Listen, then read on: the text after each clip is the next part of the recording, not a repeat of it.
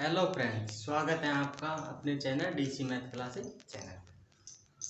तो फ्रेंड्स, आज हम क्या 12th क्लास में आयु का एक टॉपिक है, मतलब कि पूरी एक्सरसाइज आयु की। तो आज उसके बारे में करेंगे इसी लेक्चर में हम।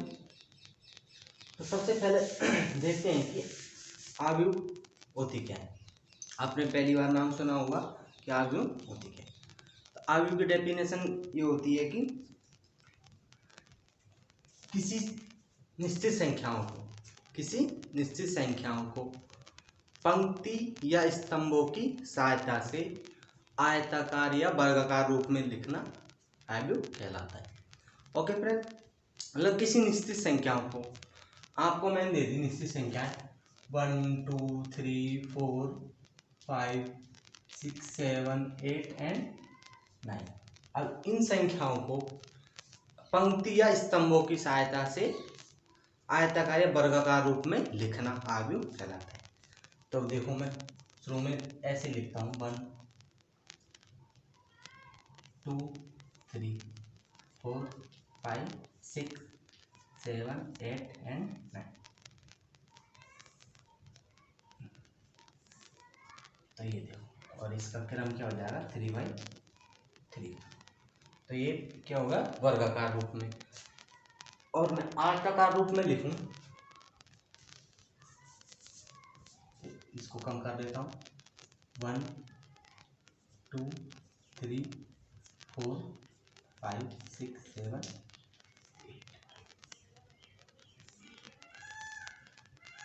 ठीक है 2/4 की। तो ये हो गया कि निश्चित संख्याओं को पंक्ति या स्तंभों की सहायता से आयताकार या वर्गाकार रूप में व्यवस्थित करना क्या कहलाता है, आयु कहलाता है। अब यहाँ देखो, तो ये क्या है, ये मेरे पास क्या है पंक्ति। और पंक्ति को मैं किससे रिप्रेजेंट करूंगा, आर से। तो ये क्या हो जाएगा R1। और इसे करूंगा तो ये कौन सा हो जाएगा, ये R2। और इसी प्रकार इसे करूंगा तो ये हो जाएगा R3। अब ये वाले क्या है, ये क्या है मेरे पास स्तंभ। ये कौन सा है C1। और ये कौन सा हो जाएगा 8 है यहाँ, ये C2। इसको क्या बोलेंगे,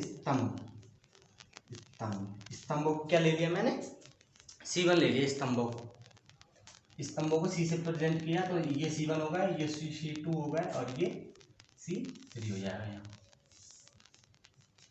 अब यहाँ तक मेरे ख्याल से दिक्कत नहीं होनी चाहिए कि आयु क्या होती है। आयु क्या डेफिनेशन क्या कह रही है कि एक किसी निश्चित संख्याओं को पंक्ति या स्तंभों की सहायता से आयताकार या वर्गाकार क्रम में व्यवस्थित करना आयु कहलाता है। तो मैंने क्या किया, आयताकार या वर्गाकार क्रम में इसको व्यवस्थित करें, तो इस प्रकार हो गया। अब इसका व्यापक रूप देखते हैं। व्यापक रूप में क्या है, आयु का व्यापक रूप।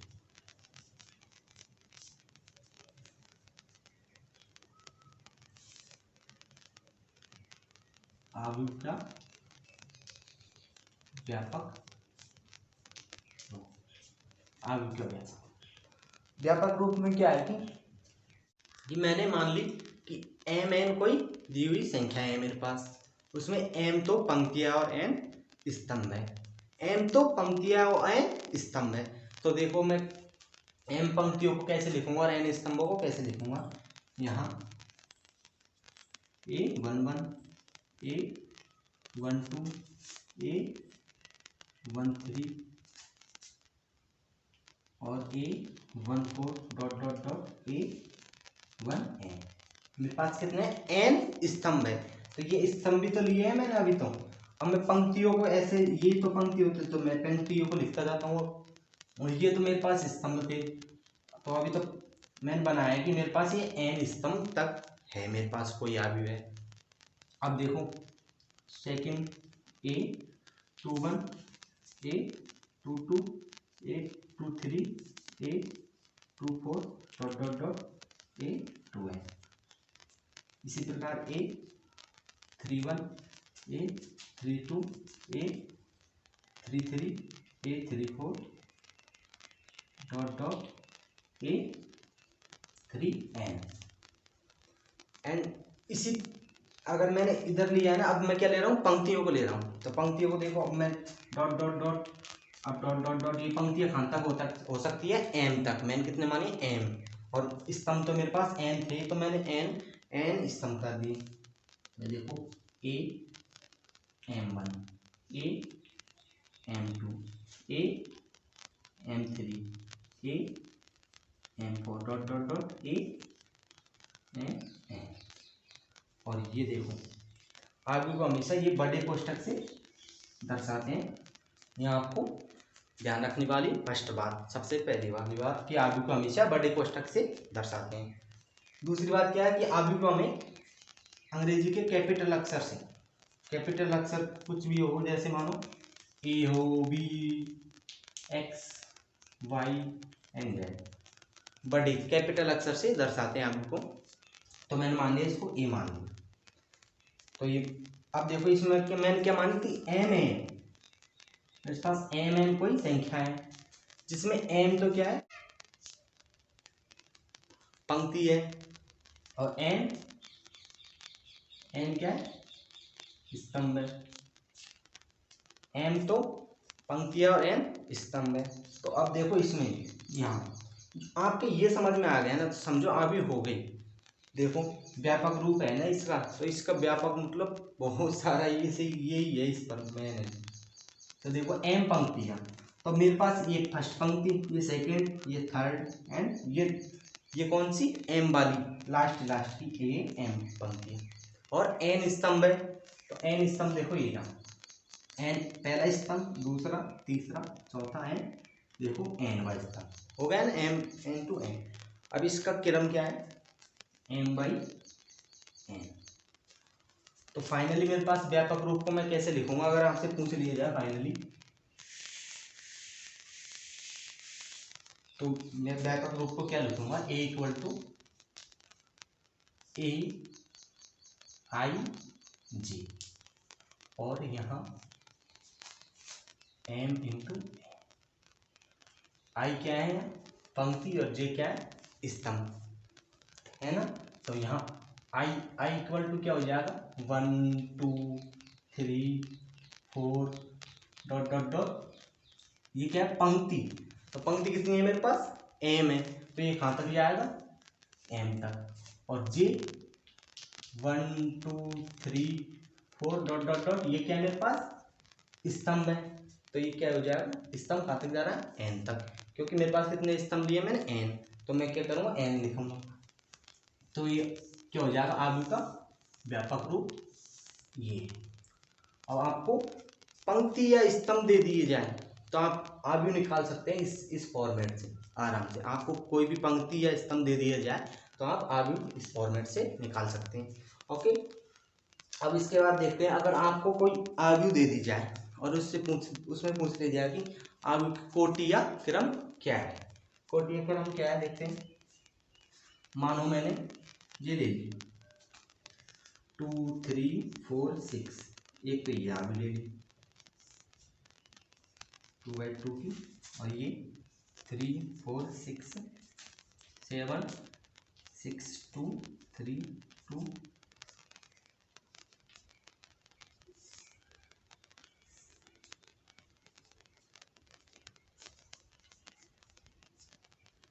अब देखो, अब मैंने क्या कहा, कोटि या क्रम।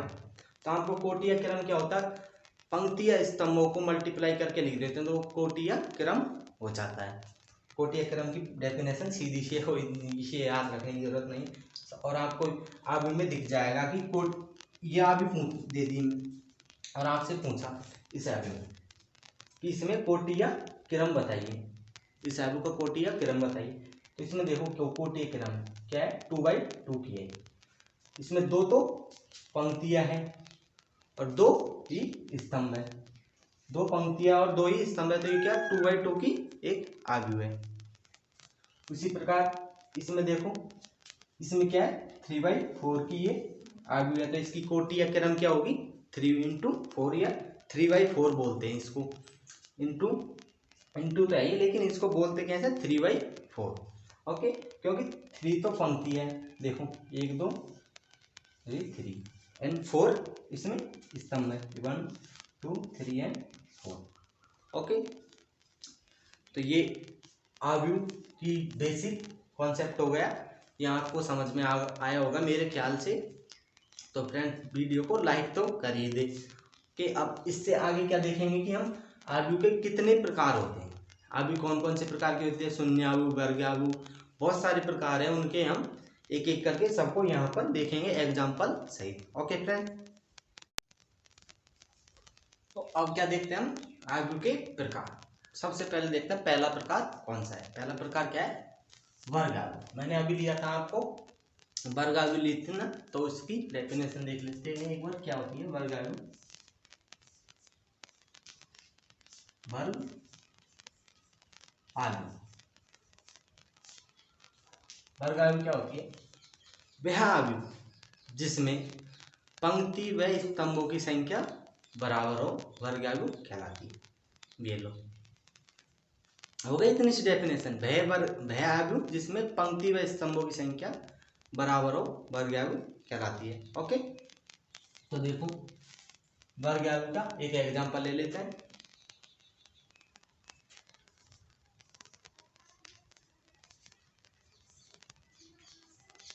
ये 2/2, तो ये तो क्या है पंक्ति और ये क्या है स्तंभ, ये तो क्या है पंक्ति 2 और 2 स्तंभ है, तो ये एक क्या है वर्ग आयु। वर्ग आयु की एक बार और सुन लीजिए आप डेफिनेशन, वह आयु जिसमें पंक्ति व स्तंभों की संख्या बराबर हो, वर्ग आयु कहलाती है।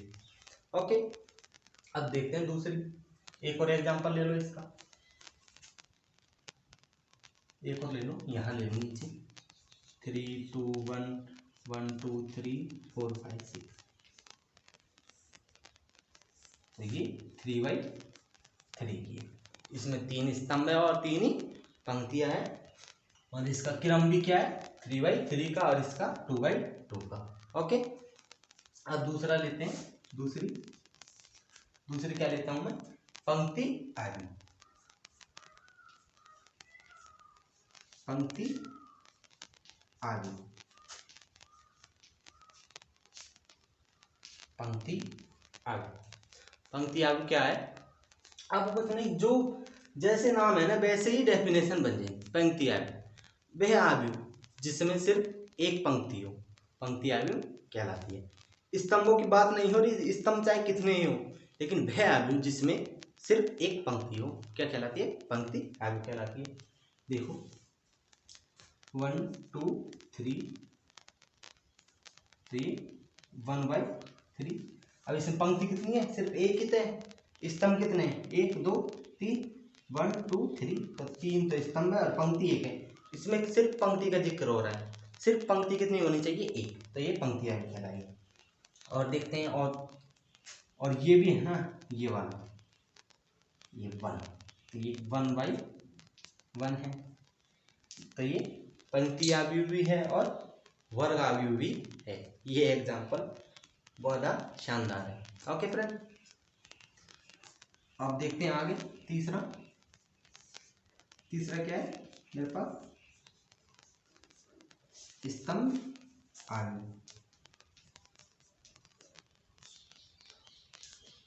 स्तंभ आयु क्या कह रहा है, स्तंभ आयु में क्या है, नाम से देखो इसमें क्या था पंक्ति आयु और इसमें क्या है स्तंभ आयु, तो स्तंभ आयु में क्या होगा, इसे तो आप ही बता दोगे डेफिनेशन, मुझे बताने की जरूरत ही नहीं है, आप ही बताओ कि वह आयु जिसमें स्तंभों की संख्या एक हो, स्तंभ आयु कहलाती है। ओके, क्या है स्तंभ आयु, वह आयु जिसमें स्तंभों की संख्या एक हो, 1 2 4, अब इसमें स्तंभ कितने हैं ये और पंक्ति 1 2 3, तो 3/1 की होगी, क्योंकि स्तंभ कितना है एक मेरे पास। एंड इसको भी देख लो, तो ये एग्जांपल इसमें भी आ जाएगा, ये क्या है 1/1 का है। तो इसमें भी क्या है स्तंभ भी तो एक ही है इसमें और वो पंक्ति भी एक है, तो ये एग्जाम्पल दोनों में आएगा। एंड और भी ले सकते हैं आप, जैसे 1 2 4 5 9 कुछ भी ले सकते हैं आप। तो ये कितना हो जाएगा 5/1 का। और आपको कैपिटल अक्षर में तो आयु को दर्शाते हैं पूरी, अगर उसके अवयव हो अंदर वाले, इनको क्या बोलते हैं अवयव, आयु के अवयव। अगर आपको ऐसे दे जो वर्ग आयु में ही दे दिया जाए A B C and D, तो ये भी क्या है आयु है। ये A=2 ले लेता हूँ मैं, तो ये 2/2 की एक आयु है। तो इसके अंदर आपको स्मॉल लेटर मिलेंगे, अंग्रेजी वर्णमाला के स्मॉल लेटर इसके अंदर मिलेंगे और आयु को कैपिटल लेटर से प्रदर्शित करते हैं। ओके, एंड अब फोर्थ देखते हैं हम, फोर्थ हमारे पास क्या है। और इस पहला क्या था पंक्ति वर्ग आयु, सेकंड क्या था पंक्ति आयु, एंड थर्ड क्या था स्तंभ आयु। एंड फोर्थ देखते हैं हम, फोर्थ कौन सा हो जाएगा मेरे पास शून्य आयु। कौन सा नाम क्या है शून्य आयु। तो क्या होगा इसका वह आयु जिसके प्रत्येक अवयव शून्य हो, तो वह शून्य आयु कहलाती है।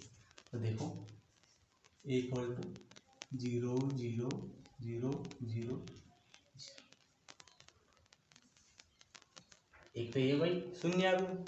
एक और ले लेते हैं, ये लो B=0 0 0 0 0 एंड 0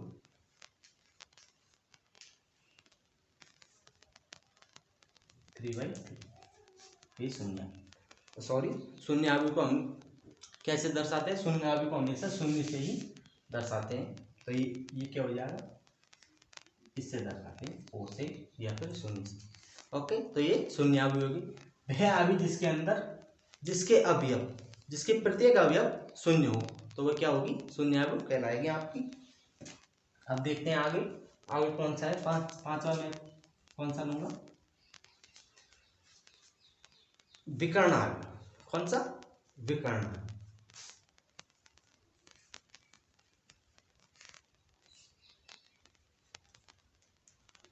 विकर्ण आयु, तो विकर्ण आयु में क्या है विकर्ण आयु। अब देखो थोड़ा ये डिफिकल्ट है, इसे समझने की जरूरत है। अब मैंने ले ली कोई आयु, ये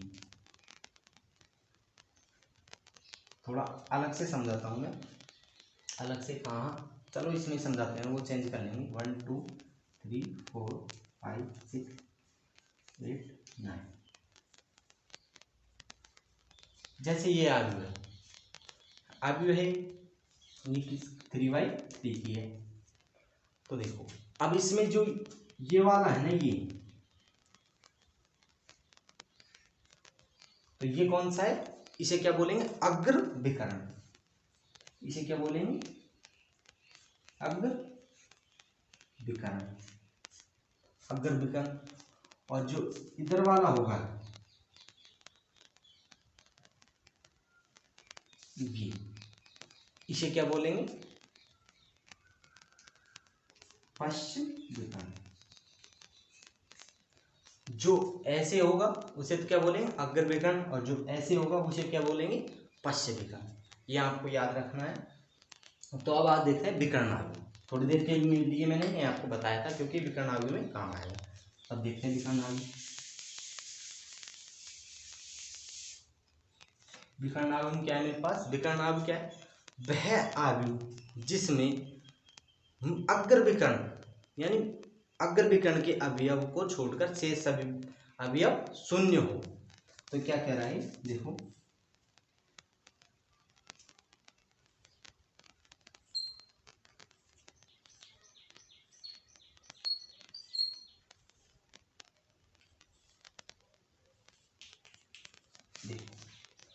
विकर्ण आयु वह आयु जिसमें अग्र विकर्ण के अलावा शेष सभी अवयव शून्य हो।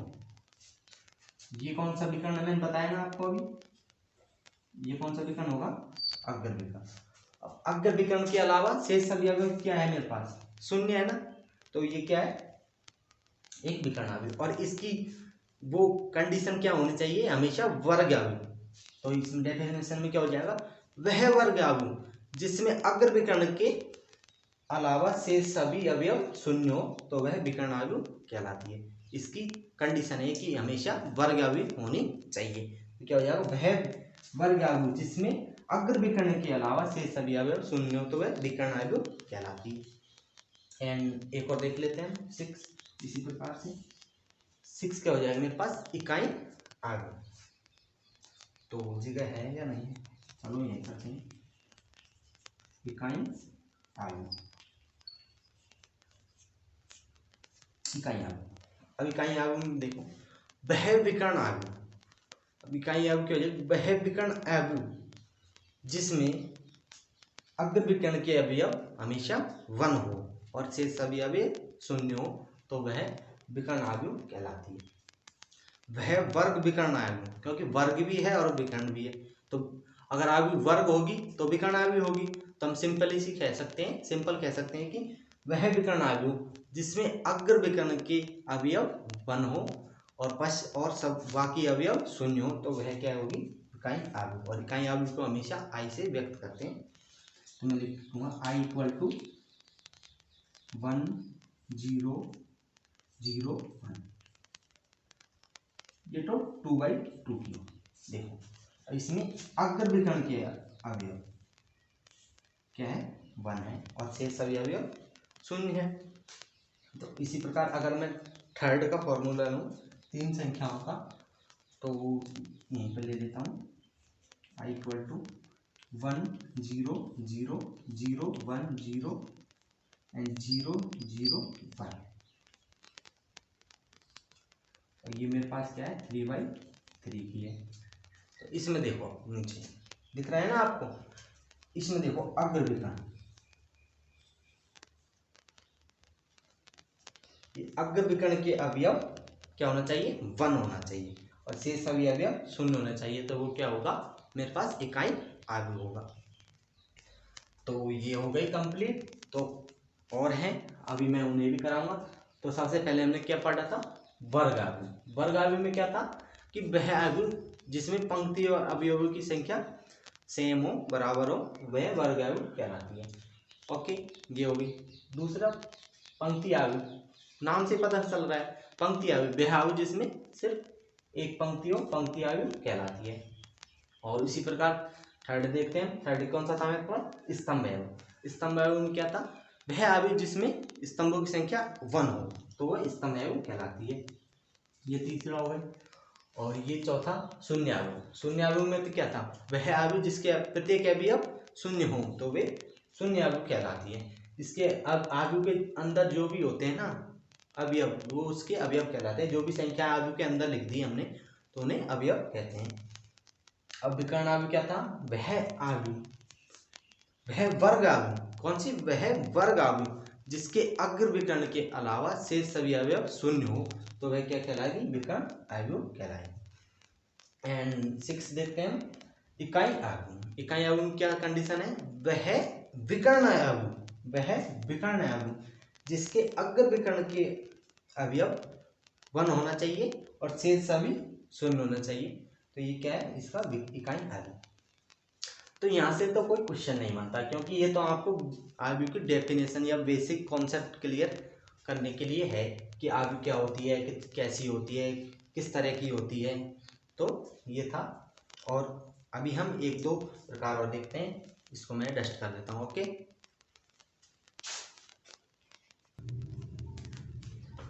एंड तो थोड़ा सा देखते हैं, मैंने ये इकाई अवयव है ना, इसको क्या थोड़ा आपको डेफिनेशन गलत कर दी थी। इकाई अवयव क्या है कि वह वर्ग अवयव क्या होनी चाहिए, वर्ग अवयव। क्योंकि अगर मैं विकर्ण अवयव लूंगा तो विकर्ण अवयव की डेफिनेशन क्या है कि अग्र विकर्ण के अवयव और बाकी के सब 0 होने चाहिए। तो इसमें ये नहीं बोला कि अग्र विकर्ण के अवयव 1 हो या कुछ भी हो सकता है उसमें, लेकिन इसमें कंडीशन क्या है कि वह वर्ग अवयव जिसमें अग्र विकर्ण के अवयव 1 हो और बाकी के सब 0 हो। इसमें 2 या 3 नहीं, इसमें 1 ही होना चाहिए। ओके फ्रेंड्स, ये है इसकी डेफिनेशन। अब नेक्स्ट देखते हैं आगे। तो फ्रेंड्स अब नेक्स्ट देखते हैं हम कि कौन सा प्रकार है अदिश आव्यूह। हमने कितने कर लिए थे, 7 कर लिए थे शायद मेरे हिसाब से, जो भी हो आप जमा लेना। नंबर 8 है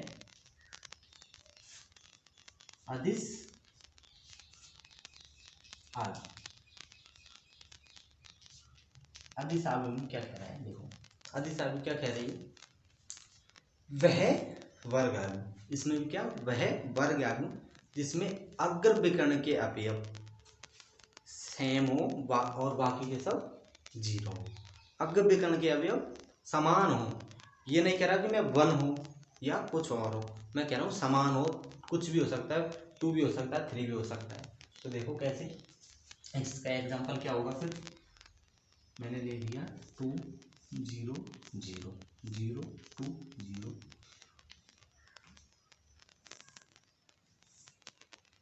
ये 3/3 की हो गई।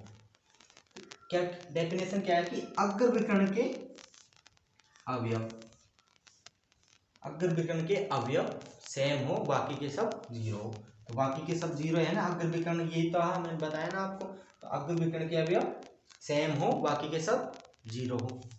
ओके, तो इसमें अगर ये मैंने ये ले लिया, आप तो बोलोगे कि ये इकाई आव्यूह है। हाँ मैं बोल रहा हूँ इकाई आव्यूह है, लेकिन इस डेफिनेशन के अनुसार ये अदिश आव्यूह भी है। ओके, ये अदिश आव्यूह भी है और इकाई आव्यूह भी है, तो आपको ऐसे घबराने की बात नहीं है कोई।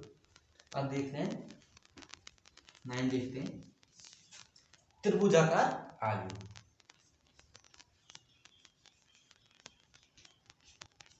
त्रिभुजाकार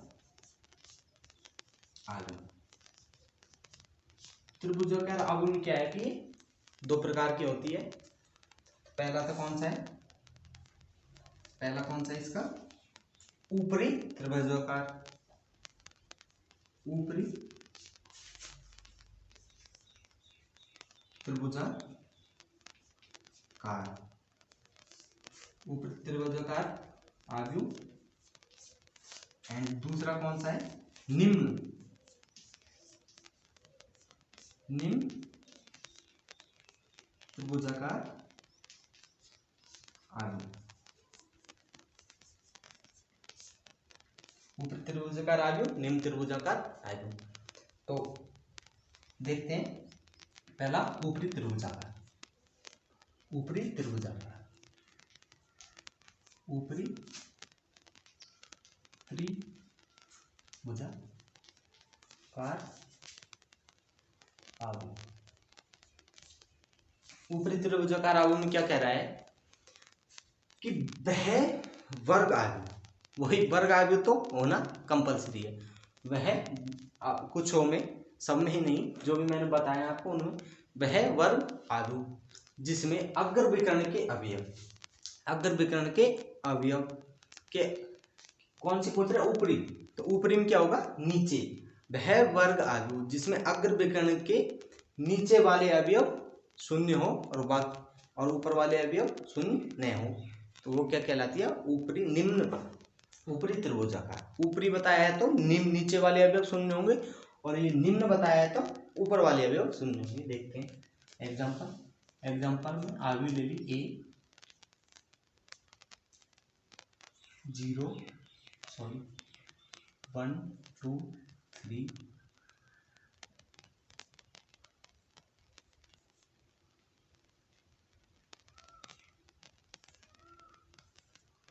अब देखो यहाँ ये अग्र विकर्ण है,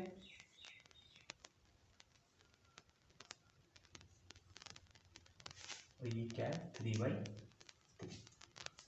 तो डेफिनेशन क्या कह रही, अग्र विकर्ण के नीचे वाले अवयव 0 हो और ऊपर वाले अवयव 0 न हो, तो वो क्या कहलाएगी, ऊपरी त्रिभुजाकार। नीचे वाले अवयव 0 होने चाहिए ऊपरी त्रिभुजाकार में, और निम्न में ये क्या है, निम्न त्रिभुजाकार,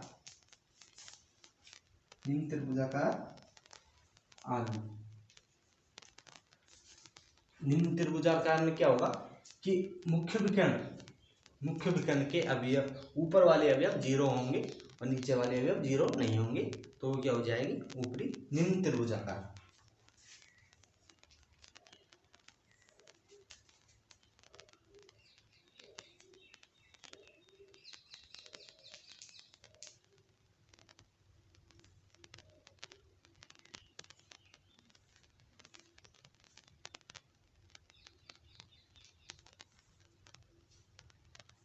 थ्री बाई थ्री का हो गया ना, इसमें एक और अवयव घट गया, यहाँ पर आएगा 3/3 का है, तो ये एक और 0 यहाँ है। तो इसमें देखो, इसमें क्या, तो 3/3 की है ना, तो मैंने क्या एक छोड़ दिया था, तो 3 पंक्तियाँ और 3 स्तंभ होने चाहिए थे, 3/3 की है। तो इसमें देखो, अब इसमें क्या कह रहा है कि वह वर्गायु है, 3/3 की पंक्ति और स्तंभ समान है, तो वो वर्गायु कहलाती है। वह वर्गायु जिसमें अग्र विकर्ण के ऊपर वाले अवयव 0 हो, तो ये ऊपर वाले हो गए, ये नीचे वाले हो गए, तो वह निम्न त्रिभुजाकार आयु कहलाती है। ये थोड़ा उल्टा सा लग रहा है आपको, है ना, मुझे भी लग रहा है, क्योंकि ये देखो ऊपरी में तो नीचे वाले 0 आ रहे और निम्न त्रिभुजाकार में ऊपर वाले आ रहे, तो यहाँ आपको विपरीत तरीके से याद रखना है। ओके, तो ये हो गए। तो पहले क्या मैंने बताया था आपको, अदिशायु में क्या था, वह वर्गायु जिसमें अग्र विकर्ण के अवयव सेम हो, तो वह अदिशायु कहलाती है। और त्रिभुजाकार आयु में बताया था कि अगर ऊपरी आए तो नीचे वाले 0 और नीचे निम्न आए तो ऊपर वाले 0।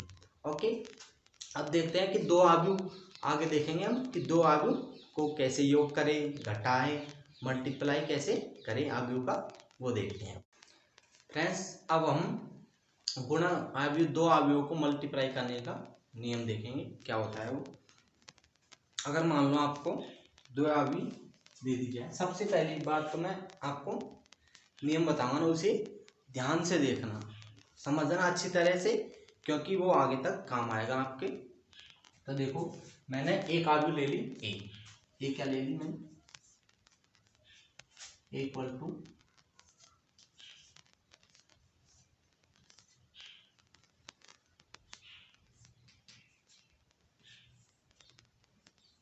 ये ले ली, इसका क्रम 2/2 का है। एक तो ये ले ली, एंड बी ले ली मैंने, बी कौन सी ले ली,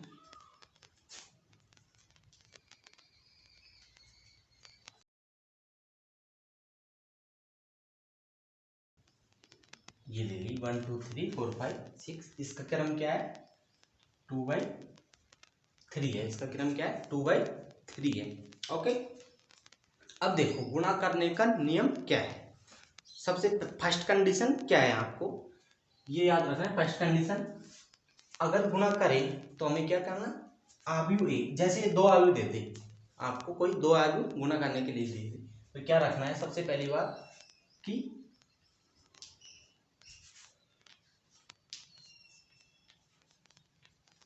आयु ए का स्तंभ बराबर आयु बी की पंक्ति, ये फर्स्ट कंडीशन है आपकी। सबसे पहले आपको दो आयु मल्टीप्लाई में दे दी जाए तो आपको सबसे पहले ये देखना है कि इसमें ये कंडीशन लागू हो रही है नहीं। तो देखो, आयु ए का स्तंभ, तो आयु ए का क्रम क्या है, यहाँ देखो 2/2 का है, और इस तरफ लिख देता हूँ आयु बी की पंक्ति, तो क्रम क्या है इसका 2/3 का। तो ये क्या होती है हमारे पास पंक्ति, और ये स्तंभ, ये पंक्ति और ये स्तंभ होता है। तो ये क्या कह रहा है, आयु ए का स्तंभ, मतलब आयु ए का स्तंभ ये पंक्ति गुणा स्तंभ, एंड बी की पंक्ति, तो बी की पंक्ति ये दोनों सेम हो तो गुणा संभव है, मल्टीप्लाई संभव है आपका। तो ये दोनों मेरे पास सेम है इस टाइम, तो इसका मल्टीप्लाई संभव है। अगर ये दोनों सेम नहीं हो तो वो मल्टीप्लाई नहीं हो सकते एक दूसरे के। ओके, तो ये आपको फर्स्ट बात। ओके, अब आपको गुणा कैसे करना है, गुणा कैसे करना, गुणा का नियम वही है, पंक्ति गुणा स्तंभ।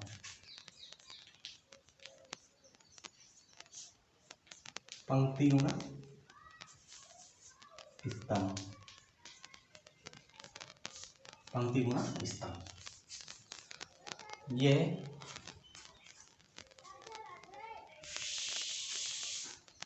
देखो मैं थोड़ा इसे ऊपर लिख देता हूँ, 2/2 की 2/3।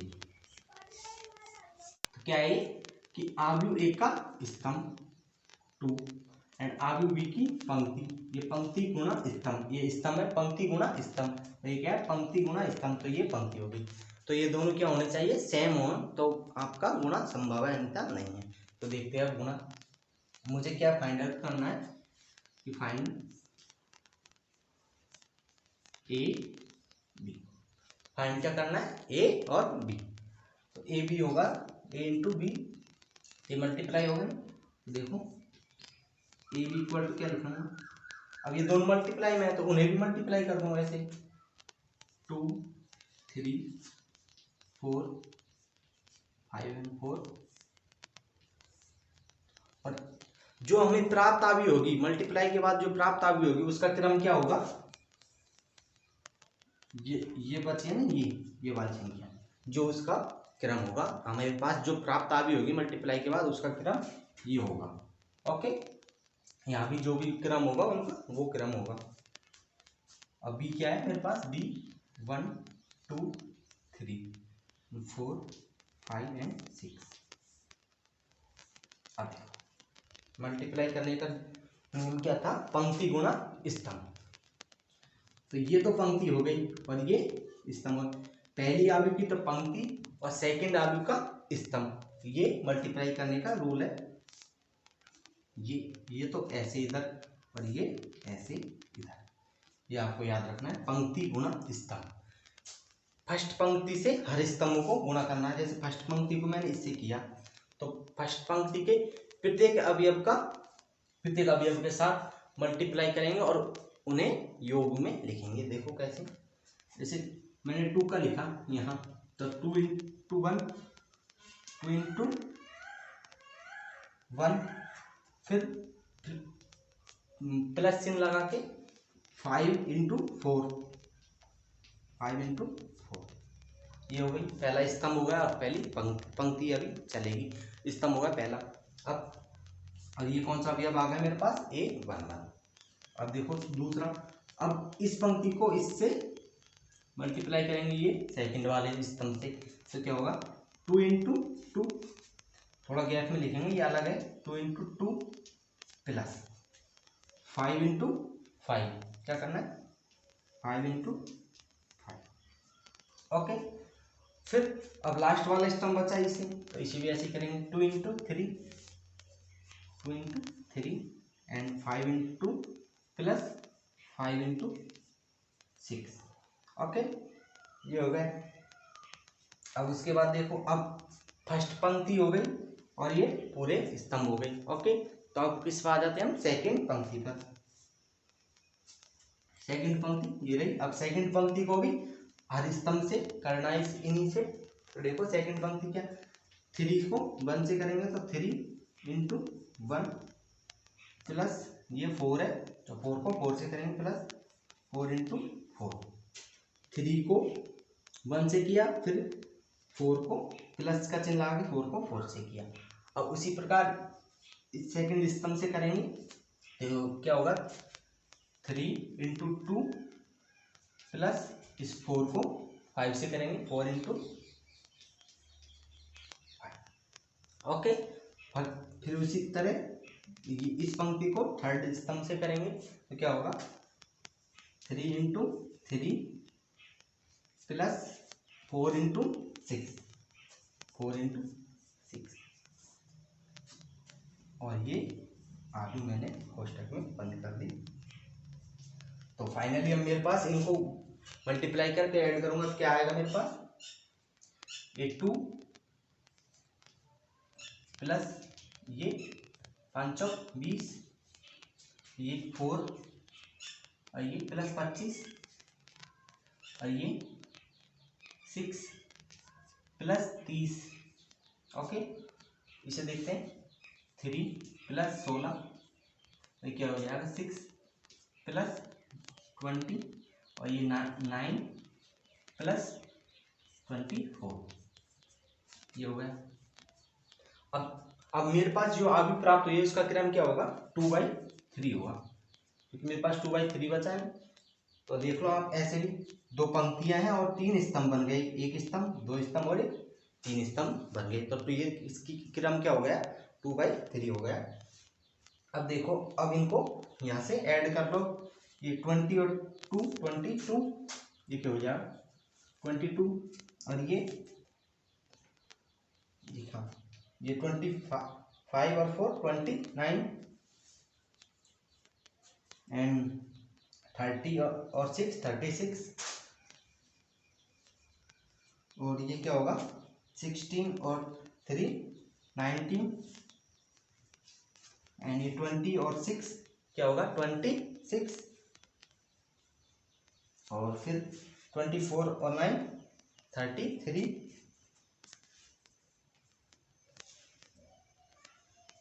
और इसका क्रम क्या है 2/3। तो ये फाइनली मेरे पास क्या आ गया, ए और बी आ गया, ये आंसर आ गया।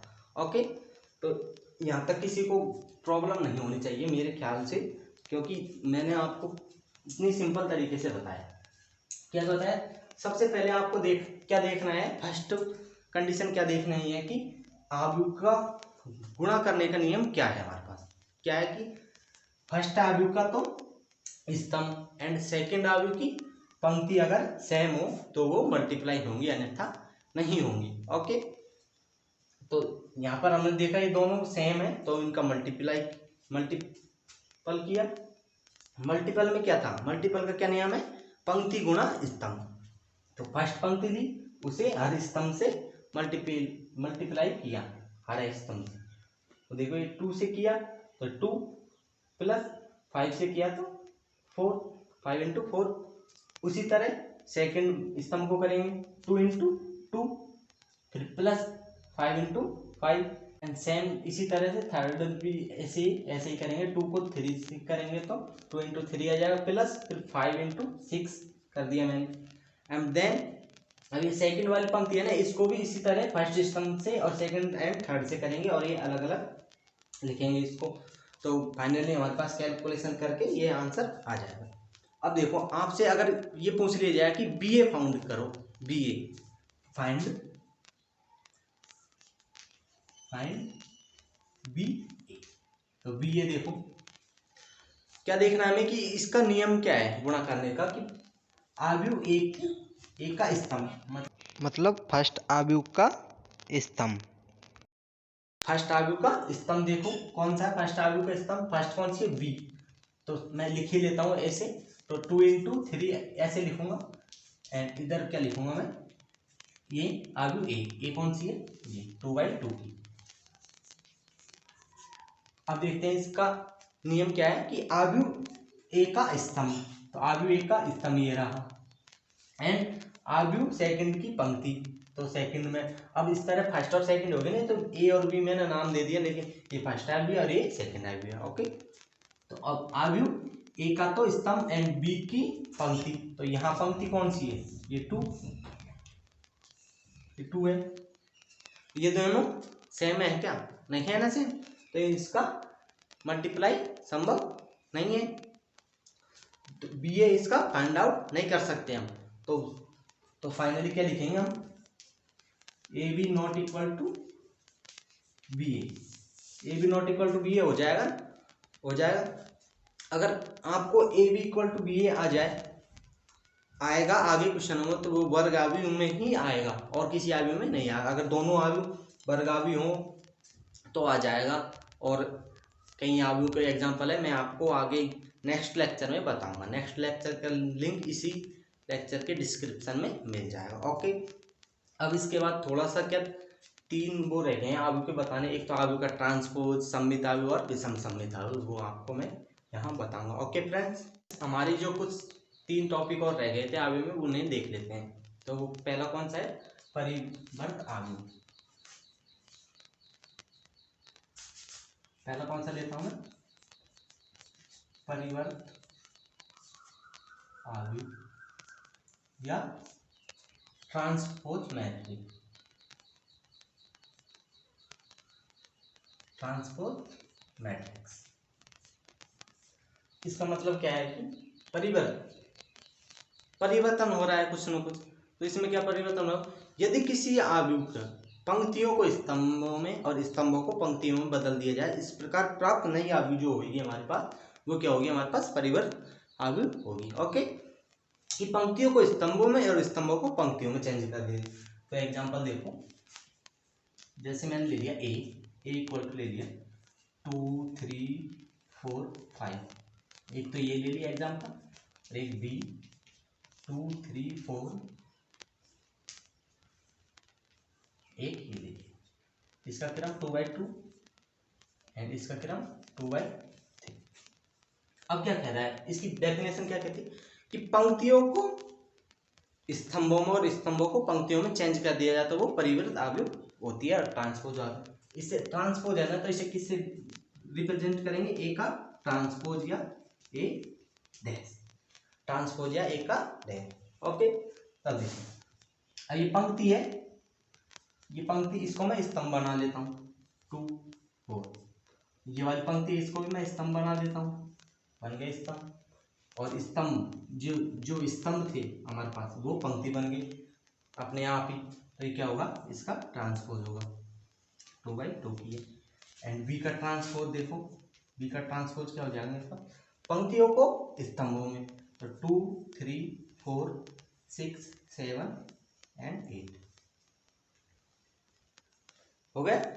तो ये अब किसकी आ गई, 3/2 की आ जाएगी। इसका वो भी चेंज हो जाएगा, पंक्तियों के स्तंभों में चेंज कर रहे हो, स्तंभों पंक्ति, तो क्रम भी तो वही होता है, पंक्ति गुणा स्तंभ, तो स्तंभ गुणा पंक्ति हो जाएगा ना क्रम, इस तरह से हो जाएगा। ओके, ये होगा। अब देन अगला देखते हैं, दूसरा सममित आव्यूह। सममित आव्यूह, सममित आव्यूह हमारे पास क्या है, सममित आव्यूह क्या कहता है कि वह वर्ग आव्यूह जिसमें पंक्तियों को स्तंभों में और स्तंभों को पंक्तियों में चेंज करने पर जो हमारे पास प्राप्त आव्यूह होती है, वो सेम वही आव्यूह आ जाती है, तो हमारे पास क्या होगा, वो सममित आव्यूह होगा। अगर वो ही सेम आव्यूह आ जाती है तो हमारे पास सममित आव्यूह होगा। वो देखो कैसे, मैं कंडीशन क्या है, वह वर्ग आव्यूह होनी चाहिए। तो वर्ग आव्यूह देखो, 2/2 की ले लेता हूँ, 2 2 3 3, 2/2, और ये वह वर्ग आव्यूह जिसके पंक्तियों को स्तंभों में और स्तंभों को पंक्तियों में, मतलब क्या करूँ मैं, ट्रांसपोज कर रहा हूँ ना इसका भी। तो मैं कहने का मतलब क्या है इसका, कि जो ए का ट्रांसपोज है ना, वो किसके इक्वल टू आएगा, ए के इक्वल टू ही आएगा, तो ये सममित आव्यूह होगी। तो देखो, ए का ट्रांसपोज करता हूँ, ए का ट्रांसपोज क्या आएगा मेरे पास फाइनली, पंक्तियों के स्तंभों में, तो इसको 2 3 और ये 3 2, कोई चेंज हुआ क्या इसमें, नहीं हुआ ना चेंज, सेम आ रहा है। तो सेम आ रहा है तो ये क्या है, इक्वल टू ए, ए तो है ये, तो इसका मतलब ये सममित आव्यूह है। एंड एक और देखते हैं इसका एग्जांपल, बी इक्वल टू ले लेता हूँ ए बी एंड सी। अगर आपको एग्जांपल बनाना सीखना है तो यहाँ देखो, अब देखो मैंने ऐसे ले लिया ये 3 बार, अब जिधर मैं यहाँ लिखूंगा ना, जैसे जी लिखा मैंने यहाँ, तो इधर ही भी यहाँ जी लिखूंगा। अगर यहाँ एच लिखा, यहाँ एच, तो यहाँ भी एच लिखूंगा। अगर यहाँ डी लिखा तो यहाँ भी डी लिखूंगा। तो इस तरह से आप हमारे पास एक सममित आव्यूह प्राप्त हो जाएगी। तो देखो ये 3/3 की है। अब मैं क्या करूंगा, बी का ट्रांसपोज करूंगा, बी का ट्रांसपोज किया मैंने, तो पंक्तियों को स्तंभों में और स्तंभों को पंक्तियों में बदलना। पंक्ति ये रही ए बी एच, ये पंक्ति है, इसको स्तंभ में कन्वर्ट किया तो भी मेरे पास ए डी एच आया। अब इसको करेंगे सेकंड को, तो क्या होगा, D B and G, and third को करेंगे एच जी एंड सी। तो देखो मेरे पास वही क्या है, ये फाइनली मेरे पास क्या था, बी तो था, ये बी तो है मेरे पास, तो ये भी बी है, तो ये एक सममित आव्यूह है। बी का ट्रांसपोज बी ही आ रहा है, तो ये सममित आव्यूह है। ओके, लास्ट एंड फाइनल क्या है फिर? विषम सममित आव्यूह। तीसरी क्या है? विषम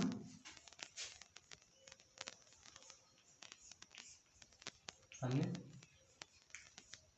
आव्यूह। इस ये क्या कह रहे हैं डेफिनेशन?